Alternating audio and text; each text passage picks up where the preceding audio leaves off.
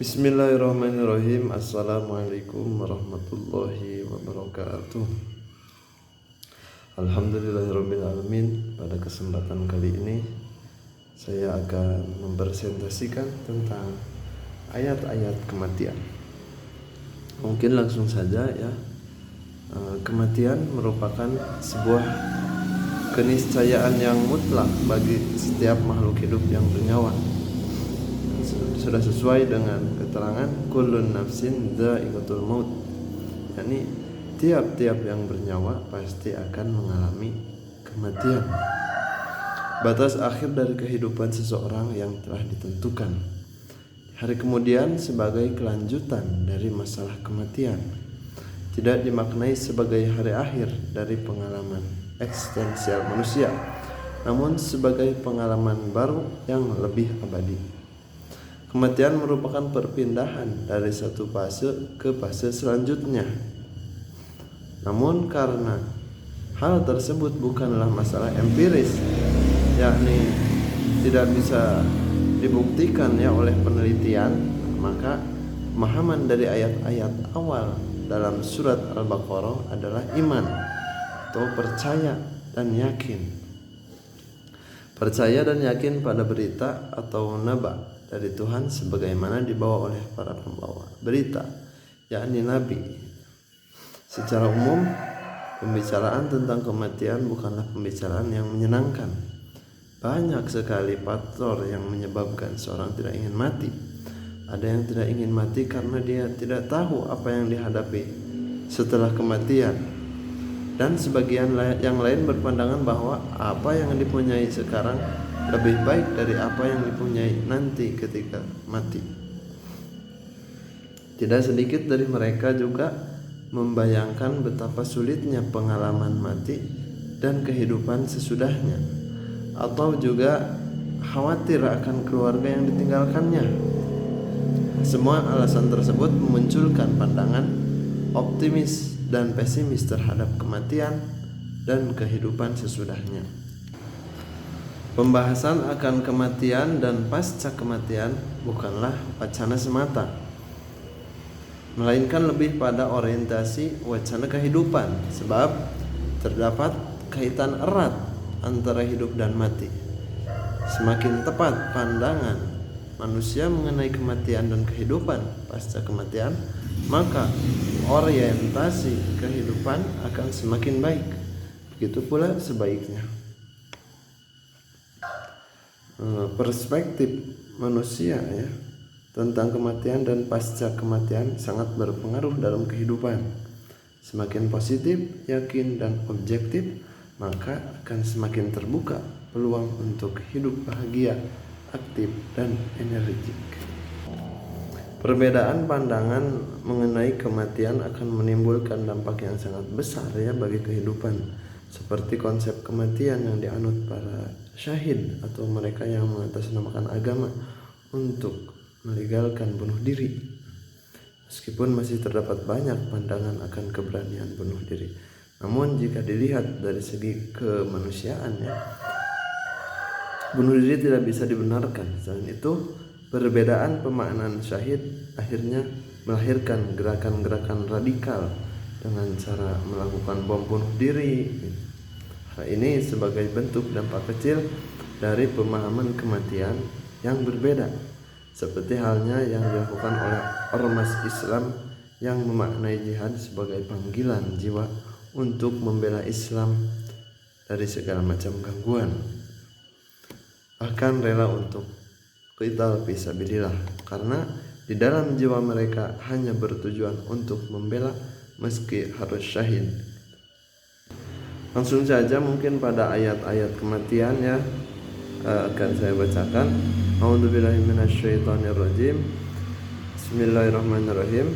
Wa la yu'akhirullahu nafsan idza jaa ajaluha wallahu khabirum bima ta'malun.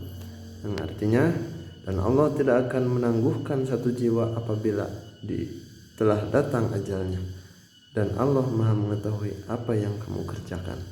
Quran Surat Al-Munafiq ayat 11. Sejak jauh hari Allah telah memperingatkan bahwa manusia tidak akan dapat menangguhkan ajalnya apabila ketetapan itu telah tiba. Dimanapun ia berada, meskipun di tempat yang paling aman sekalipun, kematian akan tetap menjemputnya. Nah, ini sesuai dengan Al-Quran surat An-Nisa ayat 78 yang berbunyi, A'udzubillahi minasyaitonirrajim, Aynama takunu yudrikumul mautu walau kuntum fi burujim musyayyadah. Di mana saja kamu berada, maka kematian akan tetap menemuimu meskipun kamu terdapat di dalam peti yang dikuatkan. Kurang lebih seperti itulah. Nah, diandaikan kematian bisa ditangguhkan, maka manusia akan segera bersedekah. Pada ayat sebelumnya, Quran surat Al-Munafikun ayat 10, Allah Subhanahu wa taala mengatakan manusia untuk menyedekahkan apa yang dianugerahkan kepadanya sebelum maut menjemput.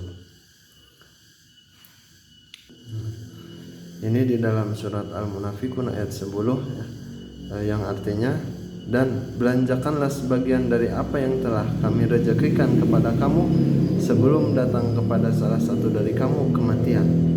Lalu dia berkata, Tuhanku, hendaklah kiranya engkau ditangguhkan aku ke waktu yang dekat supaya aku bersedekah dan aku menjadi orang-orang soleh.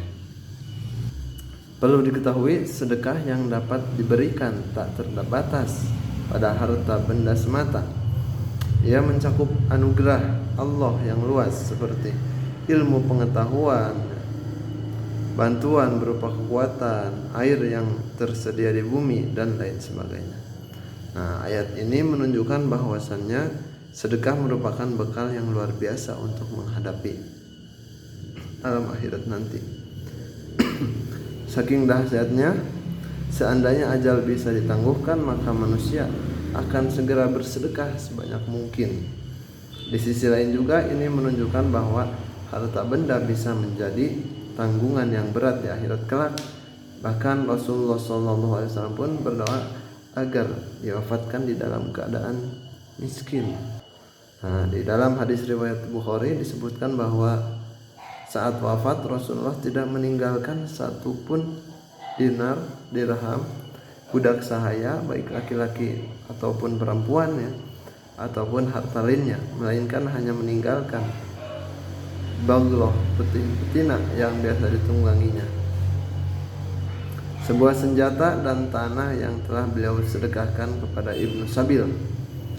Demikianlah Rasulullah SAW tidak pernah menimbun hartanya, sebab cara terbaik untuk membawa mati harta adalah dengan menyedekahkannya.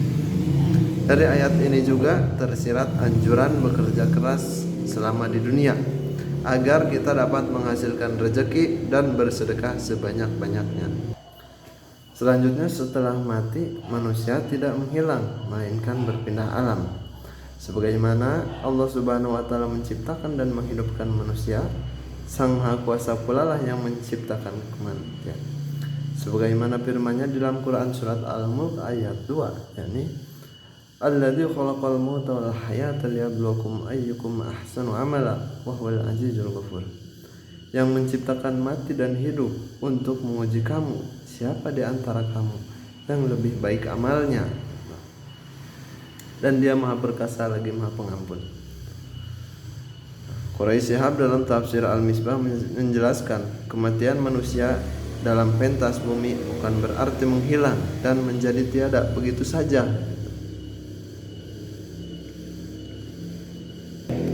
Manusia masih tetap ada, akan tetapi ia berpindah ke alam lain. Oleh karena itu ayat ini menyebutkannya dengan kata menciptakan kematian. Sementara itu ada pula ulama yang memahami kematian dalam arti ketiadaan wujud, sehingga kalimat Allah menciptakan kematian dimaknai sebagai Allah menciptakan sebab-sebab kematian. Menurut Quraisy Shihab, kalaupun kematian diartikan dengan ketiadaan, itu hanya berarti ketiadaan di bumi saja. Allah Subhanahu wa taala menciptakan kehidupan untuk menguji manusia mengenai siapa yang paling banyak amalnya. Kemudian Allah Subhanahu wa taala menciptakan kematian untuk memberikan balasan. Dalam ayat ini kata Al-Mulk disandingkan dengan kata al-hayyah. Uniknya kata al-maut justru disebutkan terlebih dahulu daripada al-hayyah. Menurut Ibnu Asyur, kata al-maut dikedepankan lantaran tujuan yang terpenting dari penggalan ayat ini adalah hari pembalasan. Mungkin itu saja yang dapat saya sampaikan ya. Untuk selanjutnya sesi kesimpulan ya, yakni kematian merupakan peristiwa yang akan dialami oleh setiap jiwa ya, oleh setiap insan yang hidup. Al-Quran menjelaskan kematian sebagai bagian dari tema sentral eskatologi setelah ketuhanan. Proses kematian dimulai dari dicabutnya nyawa oleh malaikat yang disertai dengan sakaratul maut. Tidak semua orang percaya akan kehidupan pasca kematian, namun Al-Quran memberikan jawaban atas segala keraguan tersebut. Kehidupan setelah kematian menjadi salah satu bukti keadilan Allah yang menjanjikan adanya reward atau pahala atas perbuatan kita selama di dunia. Mungkin itu saja yang dapat saya sampaikan. Kurang lebihnya mohon maaf. Saya akhiri, wabillahi taufiq wal hidayah. Wassalamualaikum warahmatullahi wabarakatuh.